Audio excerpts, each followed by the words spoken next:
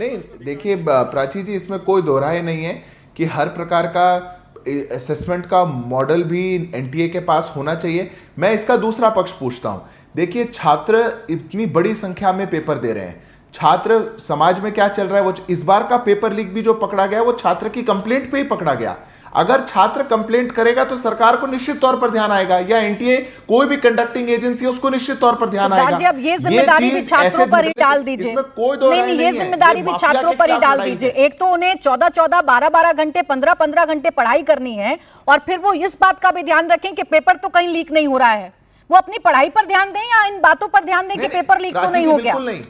ये जिम्मेदारी सरकार की है सिद्धार्थ जी, ये अभ्यर्थियों की नहीं है, छात्रों की जिम्मेदारी नहीं है।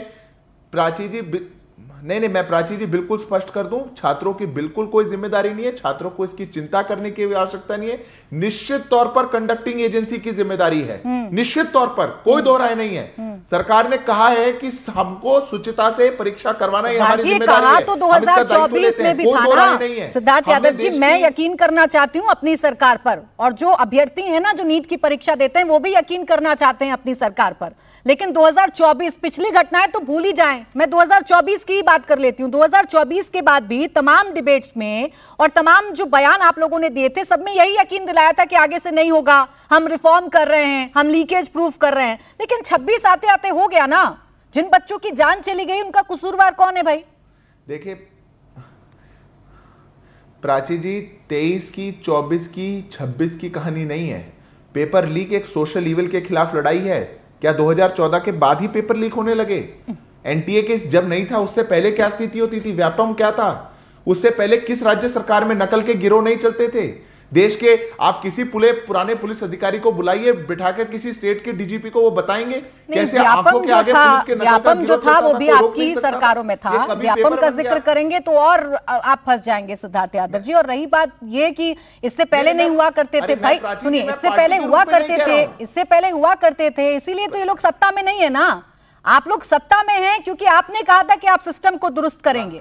और ये कमाल बात है सिद्धार्थ जी, आप लोग अपनी सफलताओं का कंपैरिजन पिछली सरकारों से करें तो अच्छा है, यहां तो विफलताओं का कंपैरिजन करने लगते हैं कि 10 हमारे में हुए, 20 उनके में हुए थे।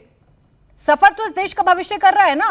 मैंने तो नहीं किया प्राची जी, प्राची जी मैंने नहीं किया ये उल्लेख। अगर ये उल्लेख मुझे करना होता तो मेरे पास राजस्थान की लिस्ट रखी है सामने, छत्तीसगढ़ की लिस्ट रखी है सामने, 2014 के पहले की लिस्ट रखी है सामने। मैंने नहीं किया आपके शो पर उल्लेख, और मैं पार्टी के नाते नहीं बोल रहा हूं, मैं क्रॉस पार्टी लाइन बोल रहा हूं। ये एक सोशल इविल के खिलाफ लड़ाई है।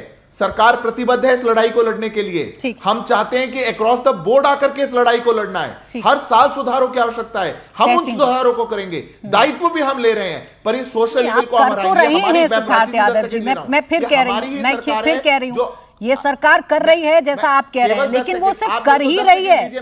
उसका ग्राउंड पर क्या असर हो रहा है, उसका ग्राउंड पर क्या असर हो रहा है, ये नहीं समझ में आ रहा।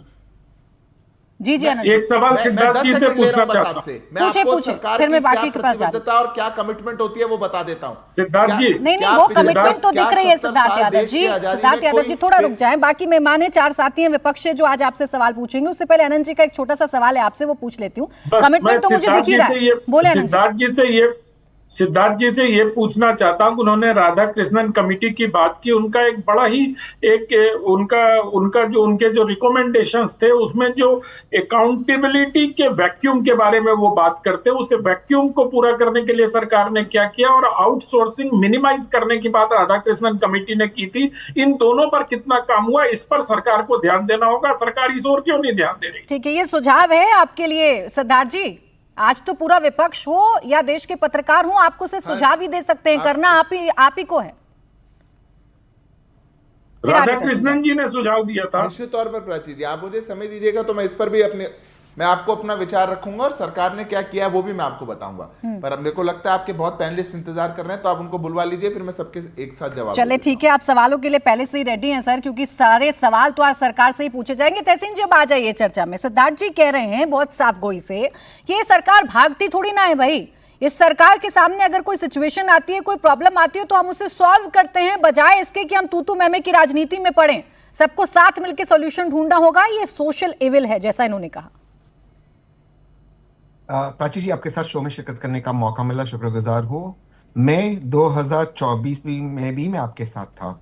यही नेपो बच्चे धर्मेंद्र प्रधान जी इस देश के एजुकेशन मिनिस्टर थे। धर्मेंद्र प्रधान इसलिए इस देश के शिक्षा मंत्री नहीं है क्योंकि उन्होंने शिक्षा में कोई रेवोल्यूशन लाई, कोई अच्छा काम किया।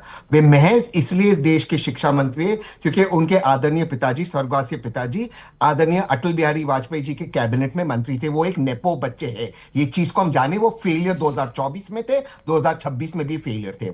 एनटी जिसका जिक्र सिद्धार्थ भाई कर रहे हैं, उसके किसी भी टॉप बॉस पे न 2024 में कार्रवाई हुई और आज से 10 दिन बाद दोबारा से हम आपके शो में आएंगे, किसी भी टॉप बॉस के पर कार्रवाई नहीं होगी। क्योंकि चाहे एनटीए के बच्चे हो, चाहे किसी भी पॉलिटिकल पार्टी के नेता हो, इंक्लूडिंग कांग्रेस, क्योंकि अब कांग्रेस की बॉटम आउटरीच शुरू होगी, ये सब नेता के बच्चे विदेश में पढ़ाई करते हैं, अच्छी से अच्छी पढ़ाई करते हैं। धर्मेंद्र प्रधान जी की भी बेटी विदेश में पढ़ाई करते हैं, अमेरिकन यूनिवर्सिटी में। मरने को रखते हैं 22 लाख भारतीय बच्चों को, जिनका भविष्य इस वक्त डामाडोल हो चुका है। तीसरी बात में आता हूं एनटीए के ऊपर। एनटीए को एक जो सजेशन आया था कि सोसाइटीज एक्ट में रजिस्टर्ड है, इसको स्टैट्यूटरी पावर दो, इस सरकार ने नहीं दिया। लगातार जिन वेंडर्स को इस कॉन्ट्रैक्ट दिया जाता है, मैं बड़ी जिम्मेदारी से कह रहा हूं, जिन वेंडर्स को कॉन्ट्रैक्ट दिया जाता है ये सभी पॉलिटिकल पार्टीज के चहीते होते हैं। और मेरा एक लास्ट चीज है, क्योंकि अन्य लोगों को बोलना है, मैं आज देश के युवाओं से अपील कर रहा हूं, काहे बन रहे हो डॉक्टर? काहे इस देश में डॉक्टर बन रहे हो? डॉक्टर बनते आपका बॉस कौन होगा? नीतीश कुमार का बेटा होगा आपका बॉस। नीतीश कुमार जी का बेटा होगा, निशांत कुमार जी आपका बॉस होगा। उसी के ऑर्डर आपको फॉलो करने होंगे। ये इस सरकार ने एजुकेशन की हालत कर चुकी है। और व्यापम में दिग्विजय सिंह जी और हम लोग सब सुप्रीम कोर्ट गए थे, वो भाजपा के खिलाफ था।